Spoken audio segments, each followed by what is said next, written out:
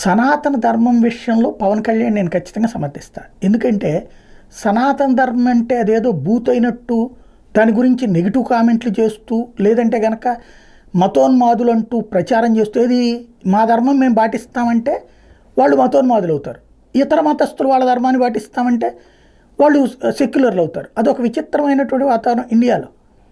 అలాంటి రోజులలో రాజకీయాలతో సంబంధం కాకుండా రాజకీయ నాయకుడు ఈ డిప్యూటీ సీఎం అయ్యుండి సనాతన ధర్మ పరిరక్షణ కోసం ఉంటాను, నేను ప్రాణాలైనా అర్పిస్తానని చెప్పాడు. కాబట్టి పవన్ కళ్యాణ్ ఖచ్చితంగా అభిమానిస్తాను నేను ఆ విషయంలో.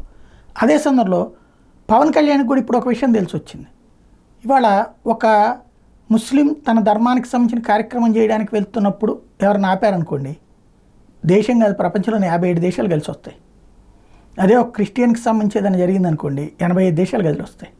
అదే ఒక హిందువుని ఏదైతే ఈ కామెంట్స్ సనాతన ధర్మం గురించి నోటుకొచ్చిన కామెంట్ చేస్తున్నారు ఎవరికాళ్ళు, అదే హిందువు కాబట్టి హిందువుని విమర్శించేవాడు మరొక హిందువే.